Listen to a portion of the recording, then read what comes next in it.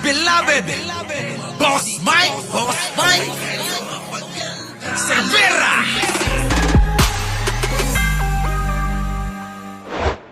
Ang ating Senate President si Chis Escudero at ibang mga senador. Mahirap po magtatamad-tamad. Ito po yung sin of omission. Malinaw po ang sinasabi ng saligang batas na forthwith. Ibig sabihin, kaagad-agad, agaran, now na, hindi sa Hulyo. 1 milyon na ang aming target. At pagkatapos nun, kung sakali, itutuloy pa rin po namin ito hanggat hindi po kikilos ang atin pong Senado. Ang nakalagay sa rules ng Senate shall proceed with trial forthwith. Di ba? Next po, from... Ang nakalagay sa rules ng House shall be immediately referred to the Speaker. Ginagamit yung salitang immediately, ha? Pero 2 buwang inupuan yan ng mga congressman. 2 buwang inupuan yan ng mga complainant ngayon sa Senado. Kung ang interpretasyon nila ng immediately, yung salitang immediately talaga nandun, ha? Ay lumampas pa ng 2 buwan dahil hanggang ngayon di pa nila nire-refer. Oo nga, teka muna. Sa mga hindi pa nakakapag-like, share, and subscribe, mga kababayan, huwag nyo nang ipagkakait yan. Oo ha, mga kababayan, kailangan natin ng maraming like, kailangan natin maraming share, at kailangan ko ng mga bagong subscriber. Oo. Dahil 1 buwan ho tayo halos na hindi maayos na nakapag-live. Opo ha, nakapag-upload. Opo, mga kababayan. Oo, ayaw na ayaw ni Lolo Whitey yan. So ngayon, pinaparusahan tayo niyan. Kaya para makabawi, mga kababayan, oo, baka naman, mga kababayan, oo, pwede ba, pa-like naman? Pwede ba, pa-share naman? Pwede ba yung mga hindi pa nakakapag-subscribe dyan na halos 1 milyong pabalik-balik naman kayo sa channel ko? Subscribe na kayo! Oo, Pero mo, pabalik-balik kayo rito, 1 milyon kayo? Oo, abay, hindi man lang kayo nagsusubscribe. Kung mag-subscribe kayo lahat, aba mga kababayan, 1 milyon na yung subscriber natin. Wala. Sa katunayan, yung 3 impeachment complaint na bahagi ang bayan muna na nag-file, ay in-archive na lamang at hindi pa rin nire-refer. Sino naman sila ngayon para madaliin kami samantalang sila naman ay tila hindi nagmamadali kaugnay sa kanilang reklamo mismo? So ang tawag pala rito, gantihan. Meron palang, meron palang kasalanan din tong Kongreso, yung mga kababayan, Opo, Kasi eto, lumalalim na po itong hidwaan na to ng Senado at ng Kongreso. Talagang nag-name drop na ho itong si Chis Escudero na talaga namang pinuputakti ngayon ng mga netizen at sa social media. Ano po? Eto pa, pasok. Tila nasasanay na diktahan ang Senado kaugnay sa gusto nilang mangyari sa impeachment. Pues kung trabaho ng ilang mambabatas na maging sunod-sunuran kay Speaker Romualdez na gusto, klaro, itong impeachment na ito, hindi namin trabaho yan sa Senado. Hindi ko rin trabaho yan bilang tagapangulo ng Senado. Para sa akin, gagampanan namin ang aming tungkulin ayon sa aming paniniwala na tamang proseso na naaayon sa batas. Nung inupuan nila na mahigit 2 buwan itong impeachment complaint, may narinig ba sila sa amin? Nakalagay din sa rules nilang immediately ibibigay ng SecGen yung impeachment complaint sa Speaker. Hindi nila ginawa yun sa loob ng mahigit 2 buwan. May narinig ba silang reklamo sa amin? Ginalang namin ang kanilang pasya, proseso at pagdidesisyon. Yan sanang inaasahan ko rin sa kanila. Subalit maging ganun pa man, hindi ko pwede silang gawin, piliting gawin o hindi gawin ang particular na bagay. Gayon din sila. Kung nais nila maging sunod-sunuran sa gusto ng kanilang speaker, pues hindi po namin trabaho yan. Alam nyo, may naamoy ako rito, Oo, sorry, Para bang talagang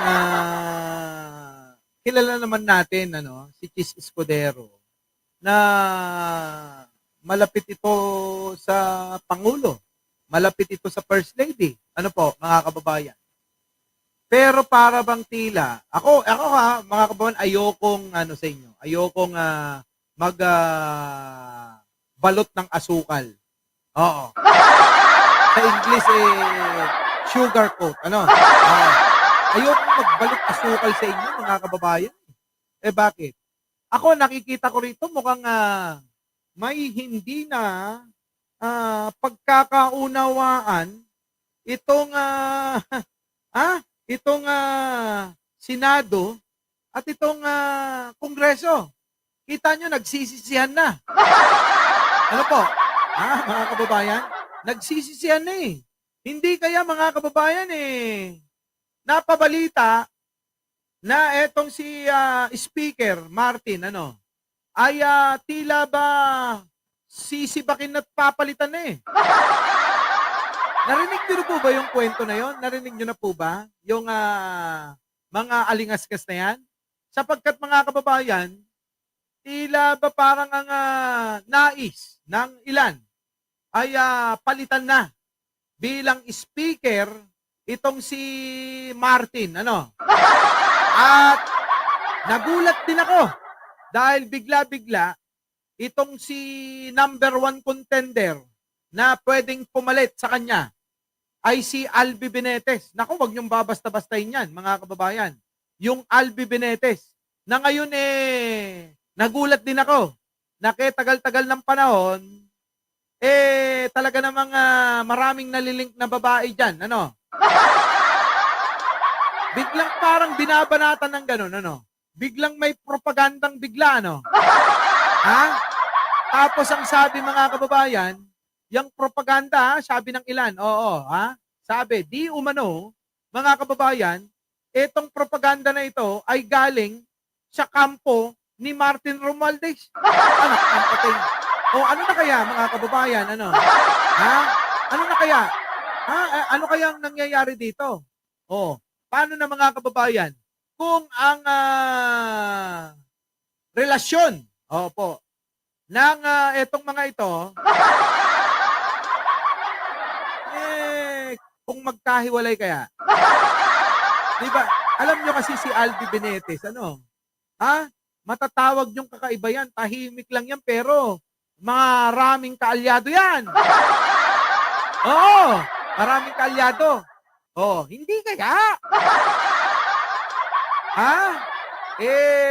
Mauna na, mga kababayan, ang Pangulong Bongbong, di ba't nagsalita na, sa totoo lang pag-aaksaya lang ng panahon yung impeachment na yan. Di po ba? Kaya nga ang Pangulo, mga kababayan, matuloy o hindi yan, walang pakialam. Una-una, hindi naman sakop ng kapangyarihan niya. Hindi sakop ng Pangulo, ang kapangyarihan niya, ang Senado at Kongreso. Kung etong dalawa na to mag-away-away, parang bahala na kayo. Parang ganun ako naman mga kababayan seryoso. Ulitin ko lang, baka nasabi ko na to. Kung ano man po yung resulta ng impeachment trial ni Buday, okay lang sa akin Alam nyo kung ano yung gusto kong malaman? Kung ano yung mga ebidensya na ilalabas ng mga ng panel ng prosecution. Oo, mga kababayan. Yun yung gusto kong malaman Ano ba yung ilalatag na mga ebidensya netong mga prosecutor natin? Ano kaya ito, mga kababayan? Meron bang bangko na limpak-limpak ang laman nito? Meron bang mga tao na magbibigay ng kanilang mga statement at salaysay dito sa gagawin na to? Sino-sino ang mga tao na ito? Sino-sino itong mga individual na tao na ito, mga kababayan? Doon po ako Gusto kong malaman yun Kung mananalo, kung matatalo, taong bayan ang pinakahuling, magiging huling hurado. Di ba ba? Kung i-acquit nila, bahala na tayo sa susunod na halalan. Kung nakikita natin, ulitin ko, nakikita naman natin na labnaw, malabnaw, malalugaw yung ebidensya para dito. At kinunbik nila. Siyempre, mga kababayan, Hindi naman tayo tatanga-tanga, di ba? Oh. Ngayon, kung eto naman talagang ebidensya, mabigat. Mabigat na mabigat at kailangan talagang sibakin.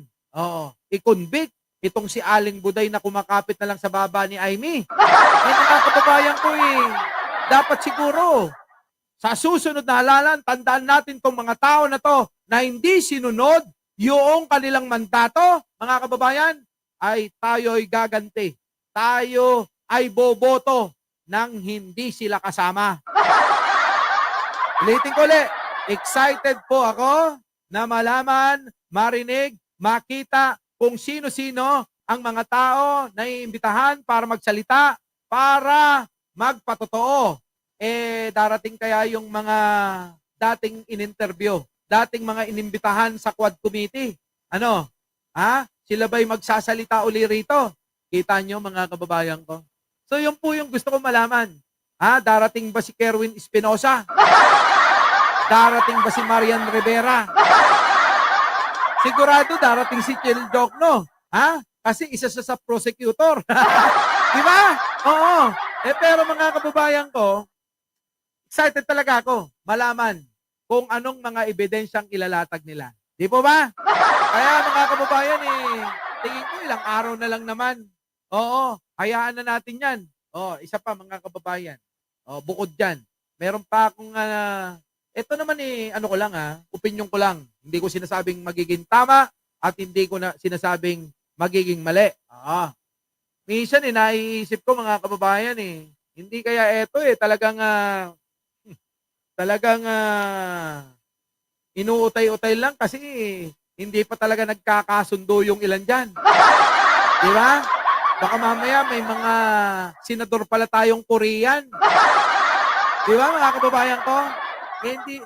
Baka hindi natin napansin, nakaboto tayo ng mga senador na Koreano. Korean ba? Mga Korean. Alam niyo yung Korean? Yung bang laging pagka may mga ganyang pagkakataon sasabihin magkano Korean? Di ba? Hindi kaya ganon? Nag-aantay pa ng presyo. Pero tandaan nyo, ang Pangulo hindi mag-o-offer. Hindi mag-o-offer. Tandaan nyo. Bakit? Walang pake dyan si Pangulo. Bahala kayo sa buhay nyo. Convict nyo, hindi. Wala akong pake. Sandaling panahon na lang.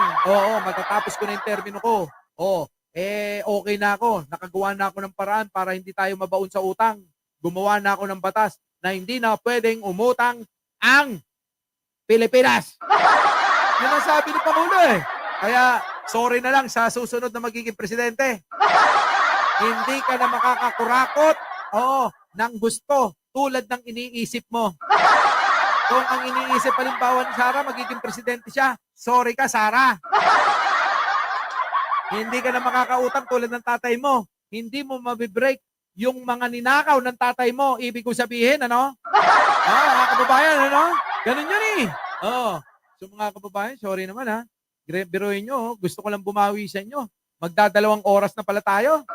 So mga kababayan, hanggang dito na lang at maraming salamat sa pagsama nyo muli dito sa ating talakayan na masayang-masayang to. At syempre mga kababayan ko, bago tayo mag-iwahiwalay, huwag nyo hong kalimutan na mag-like, mag-share at mag-subscribe.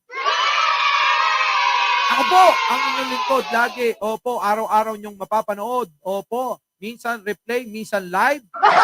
Mike Cervera po, lagi nagsasabi, mahalin natin ang ating kapwa, pagdasal po natin lagi ang ating bansa. Magandang umaga, magandang hapon at magandang gabi sa mandako ng mundo. Naroon kayo syempre, magandang buhay na rin para sa ating lahat.